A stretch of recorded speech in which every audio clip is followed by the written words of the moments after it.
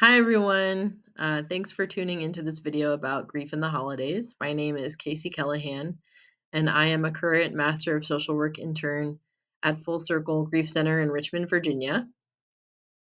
So, if this is your first introduction to Full Circle, I'm going to give a quick overview of who we are. And if it's not, feel free to skip ahead a little bit in the video.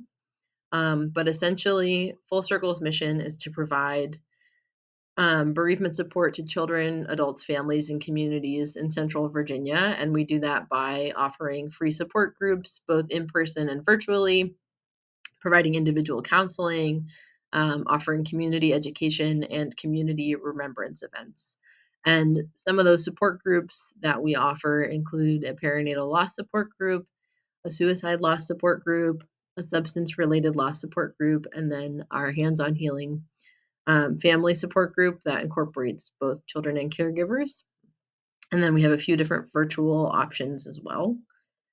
Um, so, overall, our aim is to help folks to normalize the grief experience and to learn healthy coping strategies while going through their grief process.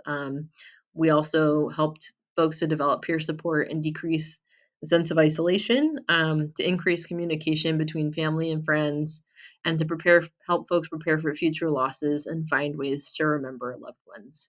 So really, a lot of it boils down to the fact that grief can be really difficult for a lot of people to talk about, and as a result, it can be a very isolating experience. And then also, we hear a lot of questions like, is what am I feeling normal? That's a very common thing for folks to be wondering during the grieving process. And Full Circle is here to tell people that, yes, what you're feeling is normal, and you're not alone, and to help build that sense of community and find peer support. So, some things that we're going to talk about today are general myths about grief, and then also specifically how grief shows up during the holidays, strategies to navigate the holidays while grieving, and then just a couple additional resources about grief in the holidays. So, when we think about myths about grief, um, just first of all, I have included a quote here that I've seen some people on the team at Full Circle use or talk about in presentations they've given, and I really enjoy it. It says that healing from grief is not the process of forgetting, it's the process of remembering with less pain and more joy. And I think that's very true.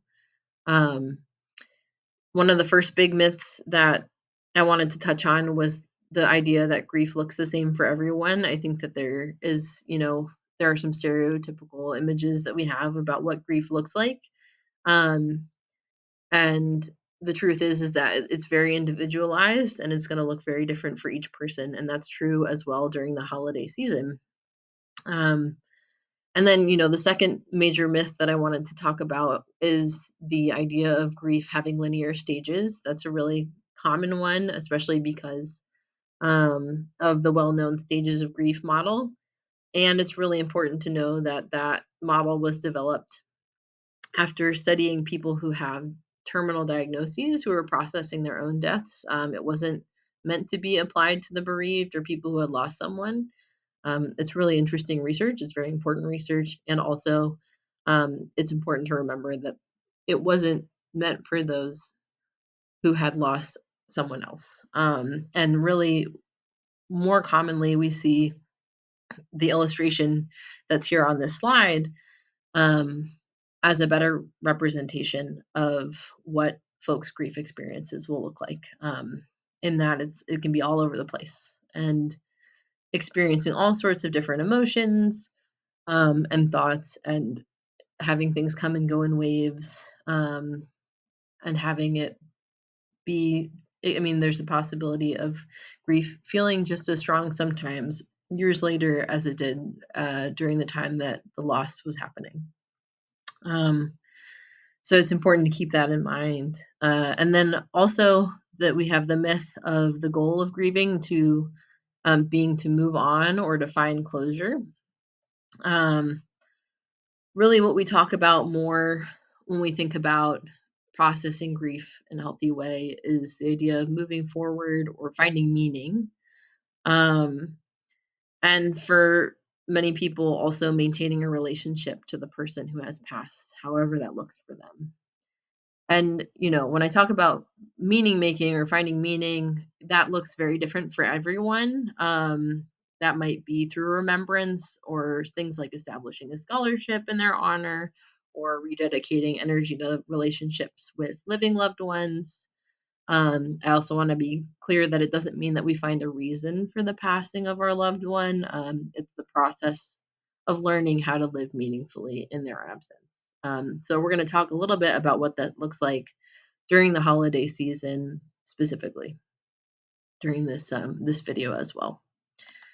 So before we talk about how grief shows up during the holidays, just wanted to touch on how it shows up in general. I think it's important to recognize that it can impact many different domains of our life and experience. I think often when we think of grief, we think of sadness in particular.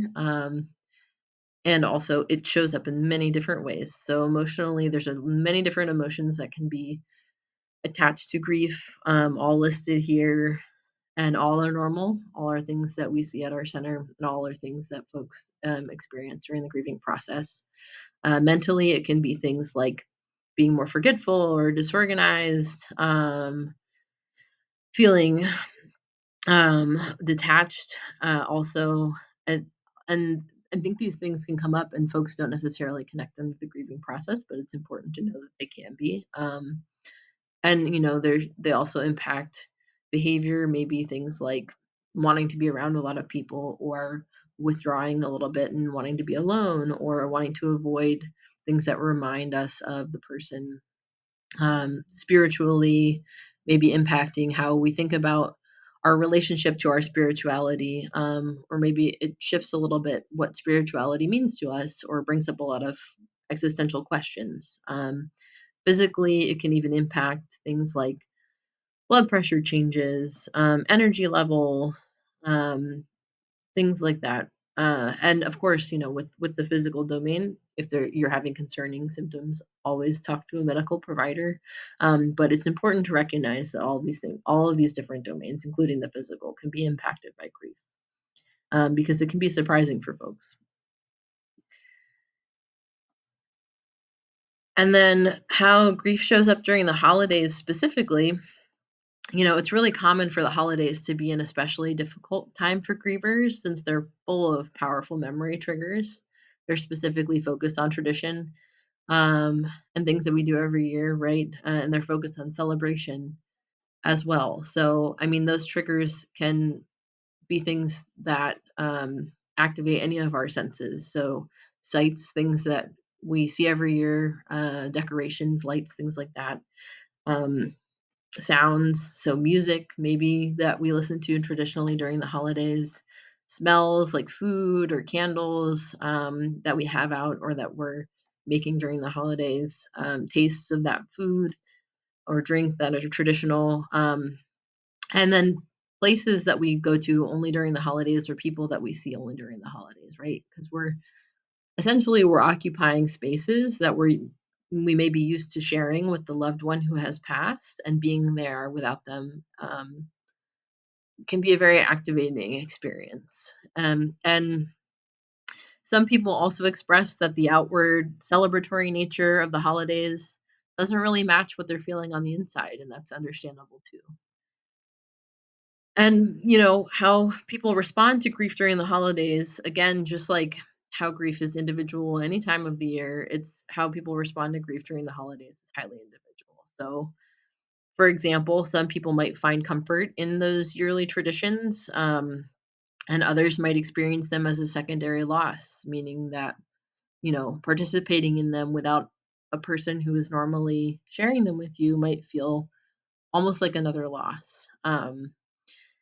And some folks want to be surrounded by loved ones during the holidays while they're grieving, and others feel like they might need more time alone. And, it's important also to remember that one person can experience both, like all of these things. So maybe feeling comfort in some traditions or feeling lost for others, um, wanting to be with people one day or 1 hour or 1 year, and then the next not. wanting to be around people and wanting to spend more time alone. That's very normal as well. Um, so with grief showing up as it does during the holidays, what are some things that we can do to cope? Um, so some general coping strategies that can be used at any time year round um, are listed here. And I just want to say, again, coping is as individual as grief. So whatever's going to work best for you is going to work best for you. And so some of the strategies that we might talk about include just doing your best to practice sleep hygiene, eat well, and stay hydrated. They're very basic things and also very essential, right? It's our baseline of how we're feeling can be determined by that. And then also moving your body in a way that feels good to you, doing things like journaling your thoughts and feelings or talking to a trusted friend or family member, getting connected to online grief communities through social media or through organizations like Full Circle that offer online support groups, um, listening to music, a podcast, or a favorite audiobook, spending time outside, finding moments of silence and solitude, mindfulness, breathing exercises, and visualization exercises, laughing, and engaging in creative activities. All things that different folks find helpful. And again, just finding what works for you. And then specifically during the holidays, some things that we'll talk about that we talk about when it comes to coping with grieving during the holidays include having a plan and an out, setting boundaries where necessary, finding ways to incorporate remembrance, and giving yourself and loved ones grace. And again, these strategies are not one size fits all. So it's important to pick what works for you at the end of the day. So when we talk about making a plan, what does that mean? It really means thinking through how you usually spend the holidays, and then what traditions will look like this year, and how you're going to cope. So it can be really helpful to write these things down or at least talk them out, but maybe writing down traditions that you usually take part in or tasks that you usually have during the holidays, like sending out cards or making certain foods or buying gifts, things like that. And what's going to work for you this year and what might be too hard, and just identifying those things. And, if there's things that you feel are going to be hard, but you don't feel like you can go without them, even if they're going to be difficult, maybe identifying people that can help you or support you as you're doing them. And also, the holidays are a big time for going to events and gatherings. So setting a time, if you're going to go to a gathering, setting a time that you want to leave by or establishing a code word or signal with the person that you are attending with can be helpful, just as if there's a moment where you're saying to yourself, I can't really, I've been here for about as long as I can today, and now I need to go. You can signal that to anyone that you might be in attendance with.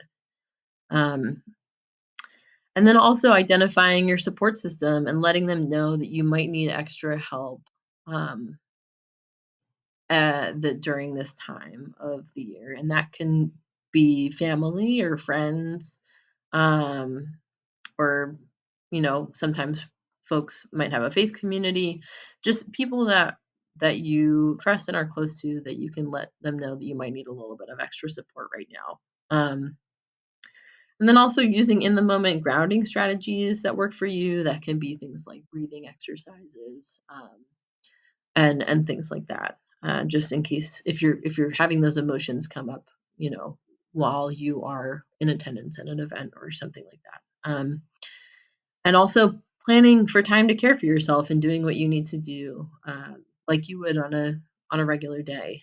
Um, and most importantly, I think it's good to remember that you can change your plan, right? Having a plan can help provide a sense of control during stressful times. And one of the important pieces of that is that you are the person that's in control of the plan. And so then you can change the plan. So if you make a plan and then part of it's not working for you, you can change it. Another strategy we talk about for the holidays, for managing the holidays, is setting boundaries, and this is a really tough one, understandably for a lot of folks, right? So I've heard it expressed as finding the balance between people and privacy, um, during a time of grief, trying to figure out how much you want to share and how much you want to be around people and feel supported by them and how much you want to how much you need to have some time all on your own or separate from others. And so taking care of yourself might look like saying no to certain holiday events or aspects of celebrations.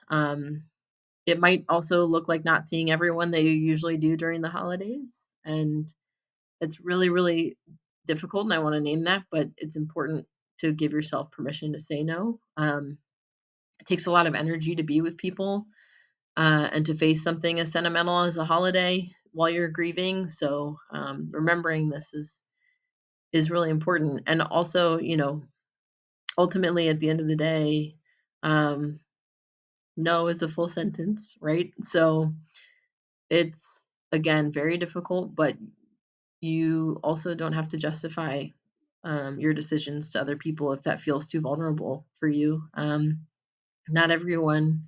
This is another quote that I've seen used at full circle and that I appreciate, which is that not everyone will understand your grief, and that's okay. It's your grief, not theirs. So just another strategy that we talk about year round, but during the holidays specifically, it might look a little different, is remembrance. So some folks find it helpful to find ways to remember their loved one during holiday celebrations, and that can look like a lot of different things. For example, visiting their memorial site and maybe bringing something holiday related to leave there, lighting a candle in their honor or setting out flowers, telling stories about them or sharing photographs, whether or not they're holiday related, having a moment of silence before a holiday meal, um, playing their favorite music, holiday music or game, and or watching their favorite holiday movie. Maybe planning a meal that incorporates their favorite foods or wearing something of theirs like jewelry or a favorite sweater, writing them a letter or volunteering or giving back in their honor. So ultimately, a remembrance is about doing whatever helps you to feel the most connected to your loved one during a time where you might especially be missing them. And then another um, strategy for the holiday season that is, again, very difficult, I think, sometimes, but important is to give grace, both to yourself, most importantly, and then to others. I think the holidays bring lots of different expectations with them in any given year, right? And that can cause stress even during times that we aren't grieving. We have ideas of how we want the holidays to go, um, and how we want to feel and how we want things to look. And it's important to give ourselves permission to feel however we're going to feel, especially when we're grieving. Um, it can be really challenging, but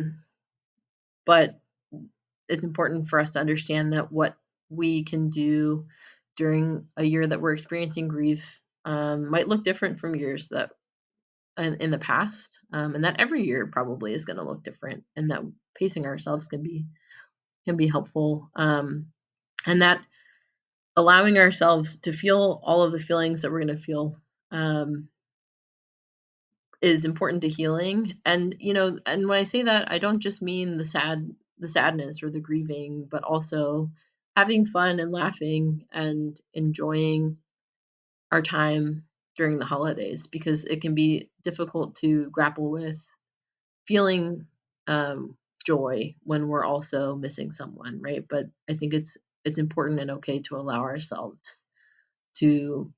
ourselves that flexibility, right? And to um and I also want to add, some folks will say that it's difficult trying to figure out, you know what to express if there are children in their lives, and they're grieving during the holidays. And I think it's important to remember that um, it's okay for children to witness your emotion and to hear your acknowledgement that the holidays feel different. If you're and by doing that, you're modeling how to grieve to them, and that's okay. Um, and then with others, in terms of giving grace to our loved ones that are also celebrating the holidays and may also be grieving, we all grieve differently, and sometimes that can feel really frustrating. And I want to name that. We might not be able to always relate to each other in the way that we are grieving someone, and it's important to remember that, especially during the holidays when we all might be wanting to observe different traditions, or some folks are comfortable doing some things and others are not. Um, and also, just on another level, one of the things that we talk about often is instrumental versus intuitive grievers, which, there's more information about this on Full Circle's website, but instrumental grievers essentially are more task focused, more practical in terms of like maybe, engaging in a project or something like that, versus intuitive grievers who are more outwardly expressing emotion and talking about it, crying, journaling, etc. And that when and most people are a blend of these two things, but if we tend to favor one over the other, and then a loved one tends to favor the other one, it can feel frustrating. And I think it's important to remember that both are normal, so that we can let go of a little bit of that frustration, also for our own benefit. And then also, finally, I think our society has a hard time with this concept of acknowledging the both and. Um, and I just want to name that we don't have to choose between these things, and especially during the holidays when there are a lot of reasons to um, want to feel joy, right, or celebration, but then also the sadness, to maybe feel gratitude and also anger that our loved one is not with us. You maybe feel despair, but also hope, beauty, or pain, and then grief and love. And giving ourselves permission to live in this both and can help to lessen the pressure of the shoulds of grieving. We have the capacity to feel all of these things, and that's okay and that's normal. Um, yeah, and especially during the holiday season.